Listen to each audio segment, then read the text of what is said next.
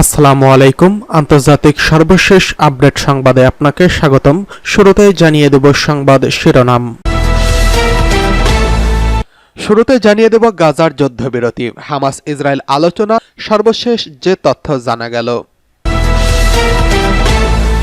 এরপরে জানিয়ে দেব সিরিয়ার উপর থেকে সকল নিষেধাজ্ঞা প্রত্যাহার চায় সৌদি পররাষ্ট্রমন্ত্রী। অন্যদিকে গাজা উপত্যকা নিয়ে ইলন মাস্কের নতুন পরিকল্পনা প্রকাশ।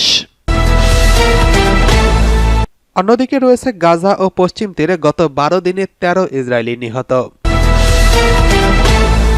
সর্বশেষ জানিয়ে দেব হামাসের সঙ্গে চুক্তিতে এবার মরিয়া হয়েছে ইসরায়েল, যা বলছে গোল্ডবার্গ। এতক্ষণ শুনছিলেন সংবাদ শিরোনাম, এবারে বিস্তারিত। অনুরোধ থাকবে ভিডিওতে একটি লাইক করবেন এবং কমেন্টে জানিয়ে দিন কে কোথা থেকে ভিডিওটি দেখছেন, এবং পরবর্তী ভিডিও পেতে সাবস্ক্রাইব করতে ভুলবেন না। গাজায় যুদ্ধবিরতি, হামাস ইসরায়েল আলোচনা, সর্বশেষ জানা গেল যে তথ্য।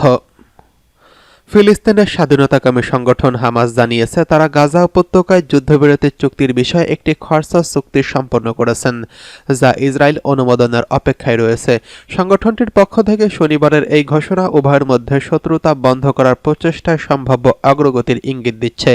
হামাসের মুখপাত্র জিহাদ তাহা এদিন লন্ডন ভিত্তিক প্যান আরব সংবাদ মাধ্যম আল আরাবি আল জাদিদ টিভিকে জানিয়েছে মধ্যস্থকারীরা যুদ্ধবিরতি এবং বন্দি বিনিময়ের শর্তাবলী নিয়ে একটি খরচা চুক্তি চূড়ান্ত করছেন।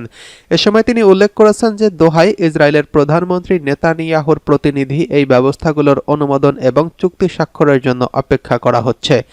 এদিকে সাম্প্রতিক যুদ্ধবিরতির আলোচনাগুলো ইতিবাচকভাবে এগিয়েছে বলে জানা গেছে। কাতার ভিত্তিক আল আরবি টিভি জানিয়েছে হামাসের কর্মকর্তারা বলেছেন আলোচনাগুলো চূড়ান্ত পর্যায়ে পৌঁছেছে। একই সঙ্গে চুক্তি চূড়ান্ত করতে পরবর্তী কয়েক ঘন্টা খুবই গুরুত্বপূর্ণ বলে বর্ণনা করা হচ্ছে। আল আরবি টিভি জানিয়েছে খরচায় প্রাথমিক পর্যায়ে ইসরায়েলি সেনা নির্দিষ্ট পয়েন্টগুলো থেকে প্রত্যাহার করা হবে, যার মধ্যে রয়েছে গাজার দক্ষিণের রাফাহ সীমান্ত এবং গাজা ও মিশরের সীমান্তবর্তী ফিলাডেলফি করিডর। সেই সঙ্গে যুদ্ধবিরতি শুরু হওয়ার পর এক সপ্তাহ পর বন্দীদের মুক্তি এবং ইসরায়েলি সৈন্য প্রত্যাহার সম্পন্ন করা হবে। কাতার, মিশর এবং যুক্তরাষ্ট্র একটি যৌথ সংবাদ সম্মেলনের মাধ্যমে চুক্তির বিষয়ে বিস্তারিত একটি বাস্তবায়নের সময়সূচি এবং শুরুর তারিখ প্রকাশ করবে বলে জানা গেছে। এর আগে যুক্তরাষ্ট্রের প্রেসিডেন্ট জো বাইডেন বৃহস্পতিবার নিশ্চিত করেছেন যে একটি চুক্তি নিয়ে অগ্রগতি হয়েছে। তারও আগে জাতিসংঘের নিরাপত্তা পরিষদ গাজায় যুদ্ধবিরতি এবং তাৎক্ষণিক আহ্বান জানালেও দখলদার ইসরায়েল গাজায় অব্যাহত হামলা চালিয়ে গণহত্যা যুদ্ধ চালিয়ে যাচ্ছে। এতে 2023 সালের 7 অক্টোবর থেকে এ পর্যন্ত গাজায় প্রায় 47,000-এরও বেশি ফিলিস্তিনি প্রাণ হারিয়েছেন, যাদের মধ্যে অধিকাংশই রয়েছে নারী ও শিশু। আন্তর্জাতিক অপরাধ আদালত নভেম্বর মাসে নেতানিয়াহু এবং তার সাবেক প্রতিরক্ষামন্ত্রী ইয়েভ গ্যালান্টের বিরুদ্ধে গাজায় যুদ্ধ অপরাধ ও মানবতাবিরোধী অপরাধের অভিযোগে গ্রেফতারি পরোয়ানা জারি করছেন। এদিকে সিরিয়ার উপর থেকে নিষেধাজ্ঞা প্রত্যাহার করতে চায় সৌদি পররাষ্ট্রমন্ত্রী। সৌদি পররাষ্ট্রমন্ত্রী প্রিন্স ফয়সাল বিন ফারহান সিরিয়ার উপর আরোপিত সকল নিষেধাজ্ঞা প্রত্যাহারের দাবি তুলেছেন। এই নিষেধাজ্ঞা বহাল রাখলে দেশটির উন্নয়ন বাধাগ্রস্ত হতে পারে। প্রিন্স ফয়সাল বলেন, সিরিয়ার বিরুদ্ধে একতরফা ও আন্তর্জাতিক নিষেধাজ্ঞা প্রত্যাহার করা উচিত, কারণ তা বহাল রাখলে ভ্রাতৃপ্রতিম সিরীয় জনগণের উন্নয়ন অর্জনের উচ্চাকাঙ্ক্ষা ব্যাহত হবে। সিরিয়া ইস্যুতে রিয়াদের বৈঠক শেষ হওয়ার পর এক বিবৃতিতে শীর্ষ কূটনৈতিক এই মন্তব্য করেছেন। আল আসাদের পতনের পর সিরিয়ার পরিস্থিতি মোকাবেলায় আরব, ইউরোপীয় এবং আন্তর্জাতিক কূটনৈতিকদের আমন্ত্রণ জানিয়েছে সৌদির রাজধানী। 13 বছরের গৃহযুদ্ধের পর গত মাসে এক অভিযানে আল আসাদকে ক্ষমতাচ্যুত করা হয়। সিরিয়ার নতুন প্রশাসন দামেস্কের আন্তর্জাতিক তহবিল প্রবাহে সহায়তার জন্য পশ্চিমের নিষেধাজ্ঞা প্রত্যাহারের আহ্বান জানিয়েছেন। প্রিন্স ফয়সাল আরও উল্লেখ করেছেন যে রিয়াদের বৈঠকে অংশগ্রহণকারীরা রাষ্ট্রীয় প্রতিষ্ঠানগুলোর সংরক্ষণ, সিরিয়ার বিভিন্ন পক্ষের মধ্যে সংলাপ শুরু করা এবং সন্ত্রাসবাদের বিরুদ্ধে লড়াইয়ে প্রতিশ্রুতি সহ নতুন নেতৃত্বের গৃহীত ইতিবাচক পদক্ষেপকে স্বাগত জানিয়েছেন। এদিকে গাজা উপত্যকা নিয়ে ইলন মাস্কের নতুন পরিকল্পনা প্রকাশ। বিশ্বের শীর্ষ ধনী এলন মাস্ক ফিলিস্তিনের স্বাধীনতা গোষ্ঠী হামাসকে নির্মূল করে গাজা উপত্যকাকে নতুনভাবে গড়ে তোলার আহ্বান জানিয়েছেন। তিনি দ্বিতীয় বিশ্বযুদ্ধের পর যুক্তরাষ্ট্র যেভাবে জাপান ও জার্মানিকে পুনর্গঠনে সহায়তা করেছিল, গাজার ক্ষেত্রেও তেমন উদ্যোগ নেওয়ার প্রস্তাব দিয়েছেন। জার্মানির অল্টারনেটিভ ফুড ডয়েচল্যান্ড পার্টির নেতা অ্যালিস উইডলেডের এক ভার্চুয়াল আলাপে মাস্ক বলেন, ইসরায়েলকে রক্ষায় 3টি ধাপ প্রয়োজন। প্রথমত, ইসরায়েলকে ধ্বংস করতে চায় এমন গোষ্ঠী, বিশেষত হামাস নির্মূল করা। দ্বিতীয়ত, ফিলিস্তিনিদের শিক্ষা ব্যবস্থা সংস্কার করা, যাতে ঘৃণার বদলে শান্তি ও সহ অবস্থানের শিক্ষা দেওয়া হয়। তৃতীয় ধাপ হল গাজা উপত্যকাকে সমৃদ্ধ করা এবং পুনর্গঠনে সহায়তা দেওয়া। ইলন মাস্ক উল্লেখ করেছেন, দ্বিতীয় বিশ্বযুদ্ধের পর যুক্তরাষ্ট্র জাপান জার্মানিকে আর্থিক এবং অবকাঠামোগত সহায়তা দিয়ে গড়ে তুলেছিল। এই উদ্যোগের ফলে আজ তারা যুক্তরাষ্ট্রের ঘনিষ্ঠ মিত্র। গাজার ক্ষেত্রেও একই ধরনের পদক্ষেপ নেওয়া উচিত বলে তিনি মনে করেন। ইসরায়েলি আগ্রাসনের কারণে গাজায় মানবিক বিপর্যয় চলছে।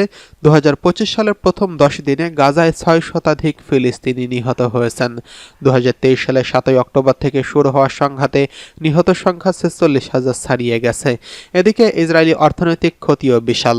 আনাদোলু এজেন্সির প্রতিবেদনে বলা হয়েছে, চলমান সংঘাতে 2024 সালের শেষ নাগাদ দেশটির প্রায় $67.57 বিলিয়ন ক্ষতি হয়েছে। এদিকে গাজা ও পশ্চিম তীরে গত 12 দিনে 13 ইসরায়েলি নিহত। নতুন বছরের শুরু থেকে গাজা উপত্যকা এবং পশ্চিম তীরে ফিলিস্তিনের প্রতিরোধ গোষ্ঠীগুলোর সঙ্গে সংঘর্ষে 13 জন ইসরায়েলি সেনা এবং বসতি স্থাপনকারী নিহত হয়েছেন। এক প্রতিবেদনে এই তথ্য জানিয়েছে দখলদার দেশটির মিডিয়া। টাইমস অব ইসরায়েল জানিয়েছে, গত 6 জানুয়ারি পশ্চিম তীরে সংঘর্ষে 3 জন ইসরায়েলি নিহত হয়েছেন। বাকি 11 জন বিভিন্ন অভিযানে গাজার উত্তর পূর্বের বেইত হানুনে নিহত হয়েছেন। ওই দিন বেইত হানুনে সংঘর্ষে 2 জন ইসরায়েলি নিহত হয়েছেন। 7 জানুয়ারি গাজায় ওই এলাকায় আরও 1 ইসরায়েলি সৈন্য নিহত হয়েছেন এবং 8 জানুয়ারি নিহত হয়েছেন 3 জন। ইসরায়েলি প্রতিরক্ষা বাহিনী IDF জানিয়েছে, এই নিয়ে হামাসের বিরুদ্ধে স্থল অভিযানে নিহত ইসরায়েলি সেনাদের সংখ্যা এখন 402-এ পৌঁছেছে। গত 7 অক্টোবর থেকে গাজা উপত্যকায় ইসরায়েলি হামলায় নতুন কেন্দ্রবিন্দু এখন উত্তর প্রান্ত, যেখানে হামাসের বিরুদ্ধে IDF সম্প্রতি তাদের অভিযান আরও তীব্র করছে। জাবালিয়া এবং বেইত লাহিয়া এলাকার পর ইসরায়েলি সেনারা বর্তমানে বেইত হানুন এলাকায় অভিযান চালাচ্ছে। হামাস পরিচালিত গাজা স্বাস্থ্য মন্ত্রণালয় জানিয়েছে, অব্যাহত ইসরায়েলি হামলায় এ পর্যন্ত 47,000-এরও বেশি মানুষ নিহত হয়েছেন এবং প্রায় 1,10,000 মানুষ আহত হয়েছেন। এদিকে হামাসের সঙ্গে চুক্তিতে মরিয়া হয়েছে ইসরায়েল, বলছে গোল্ডবার্গ। সম্প্রতি হামাসের সঙ্গে বন্দি বিনিময় আলোচনার অগ্রগতি হওয়ার পর গাজা উপত্যকা থেকে দ্রুতই নিজেদের সেনা প্রত্যাহারের পরিকল্পনার অনুমোদন করছে ইসরায়েল।